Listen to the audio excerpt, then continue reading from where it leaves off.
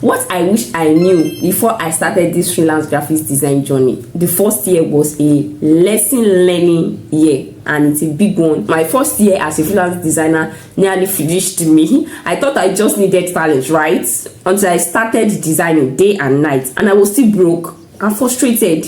If you are just starting out as a freelance designer, listen, you need to hear this before you waste your time like I did. I am Deborah, your freelance bestie. Helping you navigate the freelance world and building a successful career as a designer. Let's jump right into it. Nobody told me that freelancing as a designer meant chasing clients, begging for payment, getting ghosted after 5 drafts of design. I thought I was building a career, I'd be normal, but I was just suffering quietly with no one to tell. The first thing I wish I knew before I started this freelance journey is that clients are not your besties. Just because a client is friendly does not mean they are your party.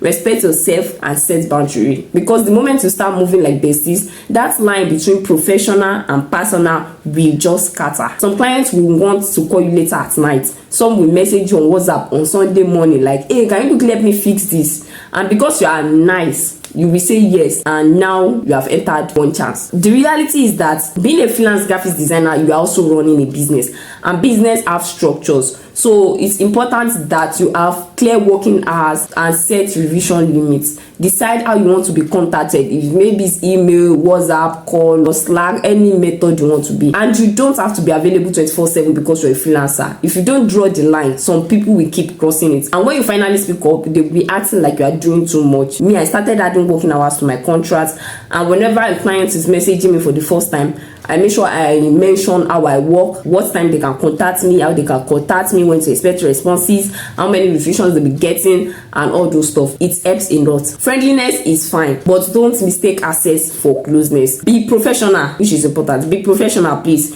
Communicate with respect, but let them know I am your designer, but I'm not your emergency hotline. When I mention being professional, it doesn't mean being cold. You have to be warm, nice, friendly, and still have clear boundaries. In fact, real clients respect structure, and it shows you are serious. So set boundaries early when you are starting your freelance journey. Say it in your body message, put it in your contract, repeat it if needed. Boundaries protect your peace and your profit. Second thing I wish someone told me before my first year as a freelance designer is that this thing called The feast and famine season. If you're a designer working for a corporate company, you're already sure that yes, you are going to get your salary at the end of the month. So your payment is steady. You are sure. You have peace of mind, right? On the other hand, be a freelancer. Freelance life is not always steady. 1 month you are booked back to back. You are doing 5 projects at once. The money is entering from everywhere, and you start feeling like, yes, I've made it, I've arrived. And the next month, crickets. Nobody is messaging you. Your email is dry, and you will keep refreshing WhatsApp like, is my internet even working? That's the feast and famine cycle, and it is real. When I first started, nobody told me this part. I thought once clients start coming, they'll just keep flowing. I did not know that I had to prepare for the quiet seasons. 1 month, 3 clients. The next month, 0. This thing will mess with your head if you don't prepare. This is what I've learned. The quiet season are not punishment. They are just the reality of being a freelancer. And if you don't plan ahead, it will really humble you. So what I've been doing this feast and famine cycle. The first thing is don't eat with all your 10 fingers. Yoruba will always say, "Ma for me we wa jẹun." Don't eat with all your 10 fingers. When money comes in, save something. You know that you are not on salary, okay? So act like your own accountant. For every money that comes in, make sure you document it and make sure you save a portion for that farming period. The second thing is to market yourself even when you are in your feast period. Don't wait till you are jobless before you start posting or start pitching or start taking those things that are bringing you the current clients. That's even why work stops sometimes, because you are busy, you abandon your marketing process, and when you are done with all those work, there is nobody else to work. You want to make sure that you keep showing up even when you are fully booked, so new clients are already lined up when the current one wrap up. Another thing you can do is to make sure that you use those slow seasons wisely. So instead of panicking, use those quiet time to upgrade your portfolio, refine your process, take a course, upgrade your skill, continue pitching to dream clients.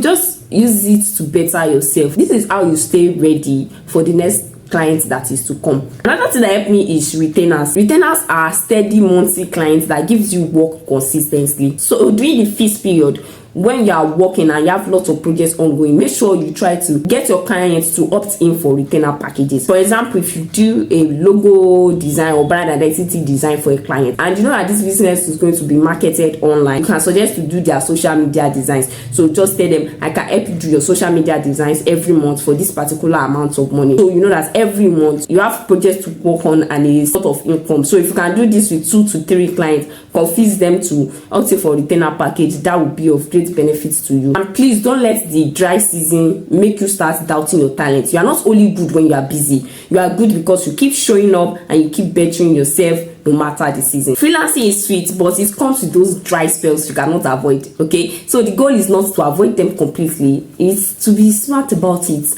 The better you plan, the less the family will shake you. Another thing I wish I knew before my first year is to always ask for deposits. I learned this one the hard way. I did a food product packaging design and the client vanished.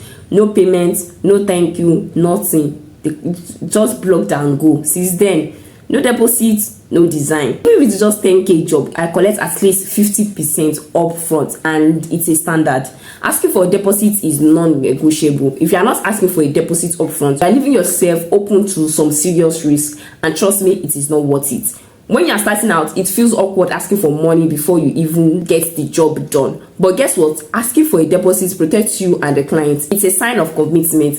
If a client is serious about the project, they will understand why you need it. And here's the thing, a deposit shows that the client is invested. When they pay up front, it keeps them engaged in the process. And it means you are not doing all that work just to have them pull out the last minute.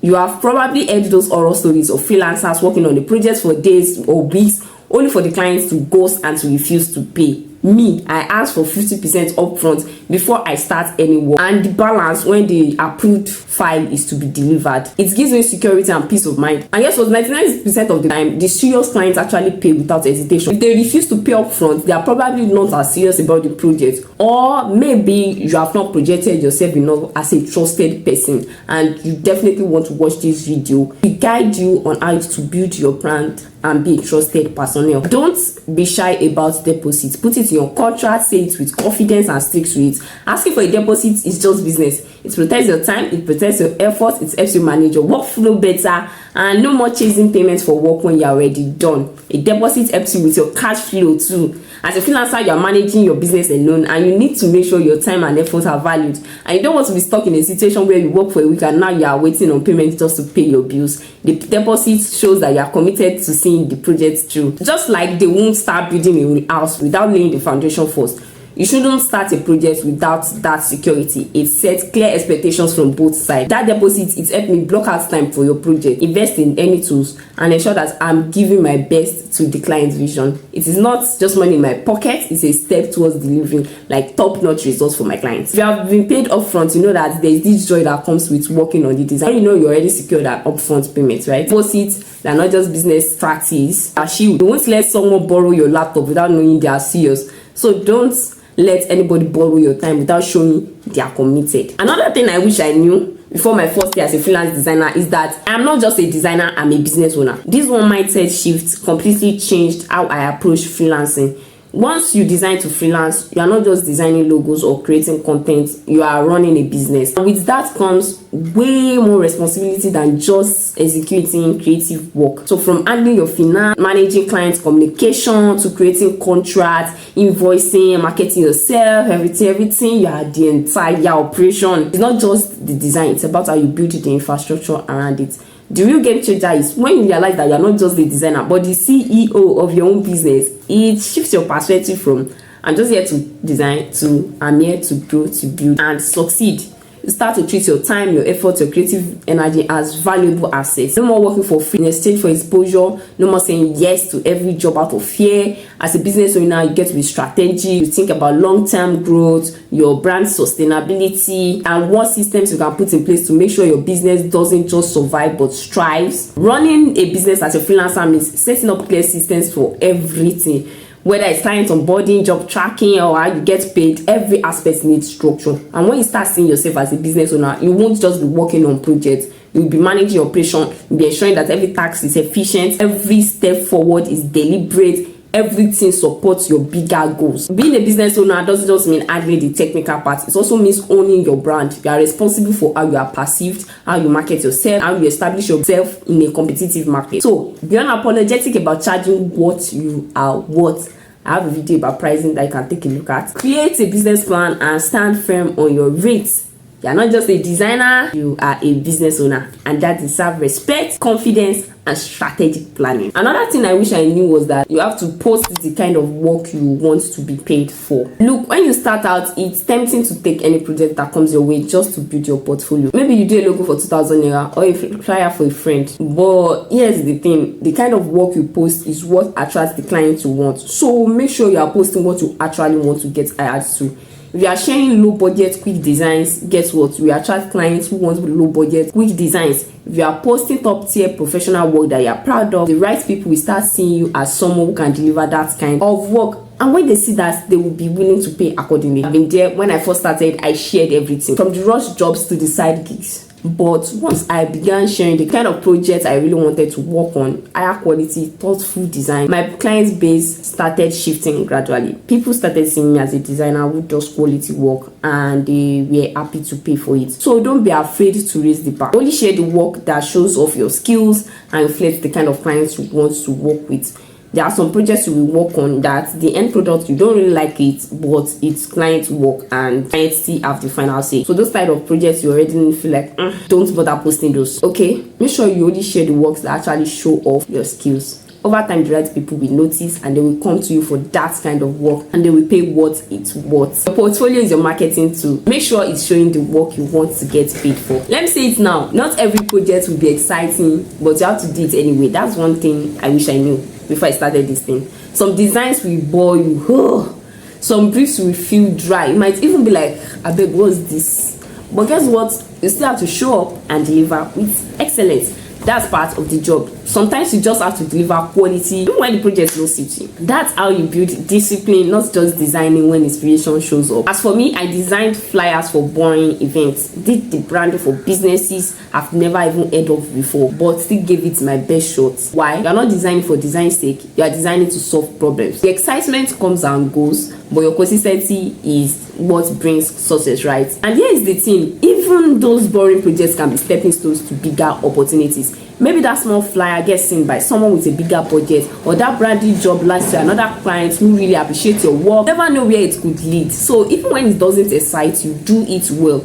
Build a reputation for always delivering high quality work no matter what. And you can always reward yourself by having a personal project on something you enjoy. So while you are working on the boring project, if you are the type of person that likes to reward themselves with designs, you can also create like a small personal project that you work on that still gives you joy to balance the whole thing out. But in the end, know that discipline is far greater than motivation. You won't always be excited, but do it well anyway. Another thing I wish I knew is that rejection will come, but you don't have to take it personal. As a freelancer, rejection is inevitable. Rejection is not a matter of if, but when. You will send proposals, you will pitch your ideas, you will showcase your best work, but sometimes it won't land. And you know what? That's okay. Some clients will go through. Some will say you are too expensive. Some won't even respond at all. And yes, it might sting, especially when you pour out your heart into the pitch or proposal or design draft or whatever, or you are excited about this particular client. You will find yourself thinking, what did I do wrong? Or is my work not good enough? Am I really a bad designer? Calm down. The truth is, the rejection is not about you. It's about the fit. Rejection doesn't mean you're a bad designer or that you're not good at what you do. Sometimes the client's vision just doesn't match yours. Maybe your style is not quite what they are looking for, or they are working with a different budget. Maybe they are not just ready to move on. Remember, it's business. It's not personal. There are people I know that don't bring their design projects to me, and it's not because of anything personal. We are on a good terms. It's just that my style doesn't fit what they want. As regards this whole rejection matter, the key to it is not to dwell on the rejection. Learn from it if you can. Ask for feedback, but don't let it mess with your confidence. If you let every no knock you down, you will never keep going. For every rejection, there's another yes around the corner, and that yes, it could be the game changer you have been waiting for. I've been rejected more times than I can count, and even though I've been doing freelancing for quite some years now, Even when I get rejected, it still sting a bit, but we don't have to. You just have to make do with it. Some days I thought maybe I'm not cut out for this, but I keep going. So don't let one no stop you. Your yes is coming. Let me tell you the truth. You will do free work at some point, especially when you are just starting out. It could be for a friend's business, your cousin's church program, or it may be one of those, oh please help me design. Don't worry, I will post you. Free work will show up one way or another. And to be fair, it's okay sometimes. Sometimes it makes sense. Maybe you are just trying to build your portfolio, you are trying to gain experience, or you are trying to put your name out there. I've been there too. But the main thing, don't settle there. Don't let free work turn into your default setting. Don't become the designer everybody calls when they don't want to spend money. You're not an NGO, you are building a business. Now, I'm not saying never do free work. Just make sure it has purpose. Ask yourself, am I using this to practice a new skill? Will this design boost my portfolio? Can it lead to referrals or better clients? Am I turning it into content that attracts paid work? If the answer is yes, go ahead. But the moment it starts to feel one-sided and you're like, like people are just collecting from you with no coming back, then it's time to set boundaries. Don't be afraid to say, I'm no longer doing free projects. Here's my rate. You have to value your time and your skill before others will. Use free work strategically, not emotionally. Learn what you need to learn, build what you need to build, then move on. You deserve to be paid and paid well. And you definitely want to check this video. It will teach you how you can go from free work to paid projects. People will try to play you, but you have to protect yourself. It's not that they are bad people, but sometimes clients will push boundaries, especially if you are not clear about your terms from the start. I've been in a situation whereby I was doing a whole project and then being asked for just one more thing, or even worse, getting ghosted after doing a ton of job. That's why you need a contract. I know contracts can feel like a hassle at first and it sounds something so complicated. A contract sets clear expectations, deadlines, payment terms, and scope of work. Without it, you are basically leaving your business open to being taken advantage of. Imagine you finish the project, everything is looking great, then the client starts asking for an extra design as a compliment, or all of a sudden demand a revision that actually changed the whole design concept. With a solid contract, you can actually avoid all this. You can boldly say we actually agreed on X, Y, and Z in the contract or agreement. They help to set boundaries. There will be no drama, no confusion. Now, I'm not saying you should write a whole novel, but a basic agreement that covers the essentials like the payment terms, the delivery date, the revisions, the scope of work is a must.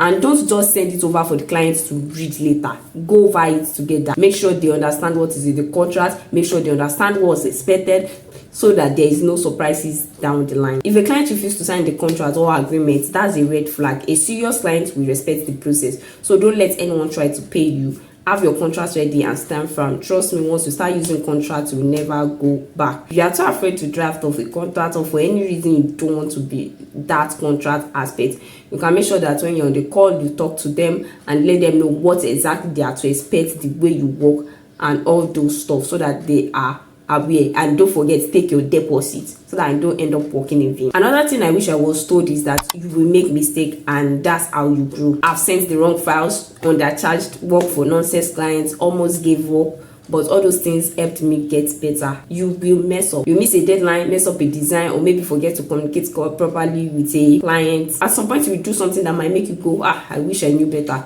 But you know what? That's okay. You are human and you are not above mistakes. And mistakes are part of this freelance journey. In fact, they are one of the fastest way to grow. You can't just get better without a few bumps along the way. Every time something goes wrong, you learn from it. You figure out what went wrong, how to fix it, and what you can do differently next time. That's how you level up as a designer and as a business owner yourself. I've made plenty of mistakes, from using the wrong spellings or misunderstanding the client's brief. I even had a client that was so angry. I was like, I need to go and work on my patience, and because of a particular color shade that the client doesn't like and all that stuff. Trust me, I've been there, but every single one of those moments taught me something new about my work, my process, and even myself. Here's the thing, don't beat yourself up when you mess up. Instead, see it as a chance to learn and to do better next time. It's still all part of the process and you will only get stronger for it. So embrace your mistakes, learn from them, laugh about them, and keep pushing forward. You are growing with every step, and soon those mistakes will definitely be a thing of the past. Nobody has it all figured out. We all make mistakes. What matters is how you bounce back and keep improving. If you are in your first year now, and things feel hard, just know you are not alone. We all pass through it. Freelancing is not easy, but it's very much possible and you can definitely handle it. I just wish someone told me all these things earlier. Maybe I would have cashed out soon enough. If you're a new freelancer, I'm rooting for you. Keep working, stay focused, and remember you are not alone in this journey. If this video helped you out, don't forget to like, share, and subscribe for more real talk tips. Drop a comment below if you have got your own freelance lessons to share as well, or if there is something specific you want me to talk about in the next video. Thanks for watching, and I'll catch you in the next one.